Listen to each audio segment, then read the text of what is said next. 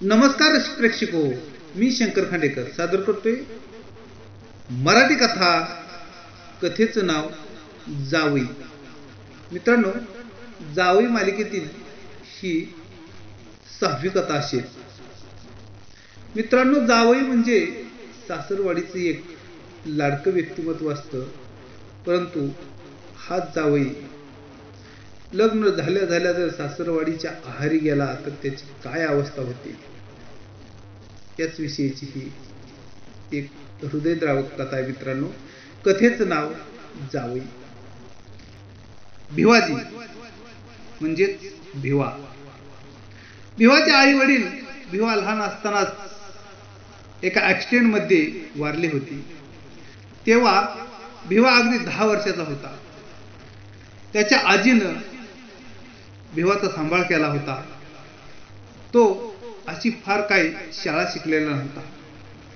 भिवाचा मामा जगूदादा याचंही भिवावर लक्ष असायचं. भिवा आता मोठा झाला होता. त्याचं लग्न करायचं होतं. म्हातारी आजी म्हणायची, भिवाचं एकदाची लगीन झालं की मी डोळं मिटायला मोकळी झाली. एके दिवशी भिवाची आजी रखमाबाई भिवाला घेऊन जगू मामाच्या घरी आली आणि म्हणाली, हे बघा इवाय पाहुणं, आता भिवा मोठा झालाय, त्याचं लगीन करायचं आहे. तुमची बहीण म्हणायची, माझ्या भिवाला मोठा झाला की जगूदादाची पोरगी करायची, असं तिचं सपान होतं. तुमची पोर ती आता मोठी झाली आहे. आता तुमची तुम्हीच बघा. या घराची वाट चालू ठेवायची असेल तर तुमची इमला भिवाला द्या, लगीन करून टाकूया. मी तर त्याच्या आयुष्याला पुरणार आहे का? हे ऐकल्यावर जगूदादाला आपल्या बहिणीची आठवण आली. पोरगाही बरा करून खाण्यासारखा आहे असं त्याला वाटलं आणि तो म्हणाला, ठीक आहे, माझी इमला भिवाला देण्यास मी तयार आहे. पण जगूदादाची बायको सगुणा मात्र म्हणायची, माझी पोरगी हिरीत ढकलीन पण त्या भिवाला देणार नाही. पण जगूदादा आपल्या बायकोची समजूत काढण्यात यशस्वी झाला. जगूदादाची मुलगी इमला आता वयात आली होती. दिसायला ती खूप सुंदर होती. तिचं लग्न भिवाशी जुळवण्यात आलं आणि हे ऐकल्यावरती खूपच ती नाराज झाली होती. पण इमला जरी नाराज झाली असली तरी भिवा दादानं आपल्या बहिणीविषयी जे प्रेम दाखवलं त्यामुळे इमलाही त्याच्याशी लग्न करायला तयार झाली होती. पुढे भिवा आणि इमला यांचं लग्न धूमधडाक्यात झालं. इमला नांदायला आता सासरी आली होती.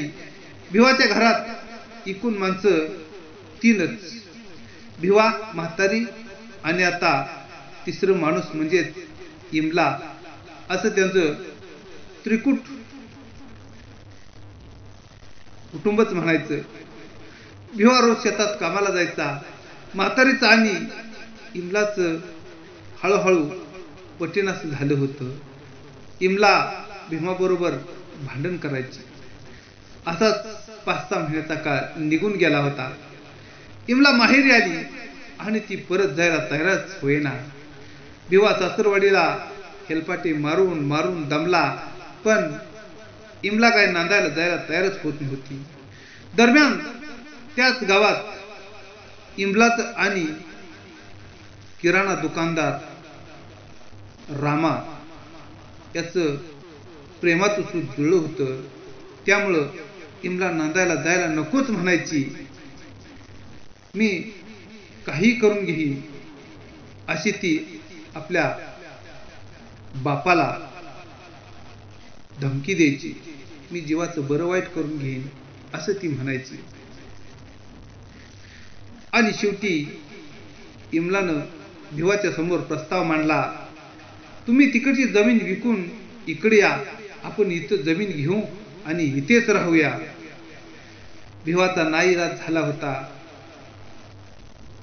काय करावं भिवाला समजत होतं. पुढे काही दिवसांनी भिवाची आजी मरण पावली. भिवा आता एकटाच राहत होता. गावातील त्याचे जोडीदार त्याला चिडवायचे, काय लगा बायको माहेर ठेवून निवांत राहतोस, तू गडी आहेस का, असं ते बोलायचे. मग भिवाला खूप वाईट वाटायचं. मग शेवटी भिवानं निर्णय घेतला की आपली गावाकडील 4 एकर जमीन विकून सासरवाडीला जाऊन राहायचं आणि त्या पद्धतीनं त्यानं आपली असणारी 4 एकर जमीन विकून टाकली आणि तो आता सासरवाडीत येऊन राहिला. जगूमामाच्या जवळच 2 एकर जमीन घेऊन तो आता इमला बरोबर राहू लागला होता. असंच काही दिवस निघून गेलं होतं. आता इमलाला एक मुलगी झाली होती. भिवाला आपली बायको आपणास फसवत आहे आता त्याच्याही लक्षात येऊ लागलं होतं. पण आता काही करणार नव्हता. तो तसाच गप गुमान आपलं आयुष्य ढकलत होता. भिवा बरोबर इमला नीट कधीच बोलत नसे. गावात असणाऱ्या दुकानदाराबरोबर इमराचं असणारं प्रकरण याची गावात चर्चा व्हायची. भिवाच्या कानावर ह्या गोष्टी येत होत्या. त्यानं बऱ्याच वेळा तिला जाब विचारायचा प्रयत्न केला, पण ती ऐकत नसे. दरम्यानच्या काळात इमलाला दुसरं अपत्य झालं, मुलगा झाला. आता इमलाचं पाय जरा घट्ट झालं होतं. ती भिवाला कसलंच नीट बोलत नव्हती. ती भिवाला म्हणायची, तू तुझ्या घरी चालता हो, मी तुझ्याकडे आली नाहीये, तूच माझ्याकडे आला आहेस, असं सरळ ती म्हणायची. आणि आता या सर्व गोष्टीकडे भिवानं दुर्लक्ष करायचं ठरवलं होतं. असाच 5-7 वर्षाचा काळ निघून गेला होता. गावात दारू विकण्याचं काम भिवा आता करू लागला होता. दारू आणून द्यायचा आणि बायको विकायची. आता लोकांचा आवक जावक घरी वाढत होता.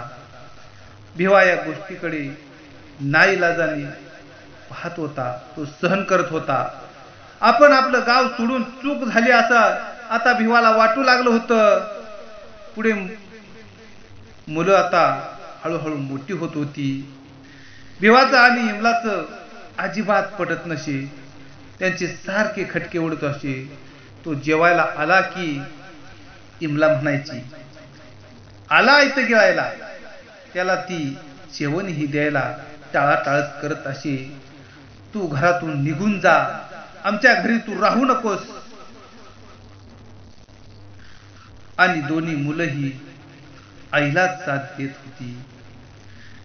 भिवाचं त्या घरात राहणं अगदी मुश्किल झालं होतं. विचार करून करून त्याच्या डोक्याचा भुगा झाला होता. भिवा बायकोला काय म्हणू लागला, भांडू लागला की गावातील काही लोक त्याला दाबात काढत असत. परवा तर इमला आणि भिवाचं भांडण झालं. संध्याकाळी त्या दुकानदाराने भिवाला जोरात बदलून काढलं. आता मात्र भिवानं घर सोडून निघून जायचं मनाशी ठरवलं. इमला आणि मुलांना मात्र या गोष्टीचा आनंद झाला होता. तो घरातनं गेला, किटकिट गेली म्हणून ते आनंदात राहत होते. भिवा पहिल्यांदा त्याच्या देवापाशी कुलस्वामीपाशी गेला. तेथे काही दिवस राहिला, पण त्याचा विचार कोणीही केला नाही. पुढे तो तालुक्याच्या ठिकाणी आला. आता तो त्या ठिकाणी कचरा वेचण्याचं काम करत होता. पाण्याच्या रिकाम्या बाटल्या विकून तो कसे तर दिवस ढकलत होता. वडापाव आणि भजी खाऊन दिवस काढत होता. इमला आणि त्याची 2 मुलं हे अगदी गावातच आनंदात राहत होती. भिवाच्या डोक्यावर परिणाम झाल्यासारखं तो मळकट कपड्यात बाटल्या गोळा करत शहरात हिंडत असे अनवाणी. एक जावई आपली स्वप्ने रंगवत सासरवाडीला आला होता, पण त्याचा सर्व स्वप्नांचा चक्काचूर झाला होता. आज मात्र त्याला जगात कोणीच नाही अशी अवस्था झाली होती. तो वेड्यासारखा शहरातून फिरत होता. धन्यवाद.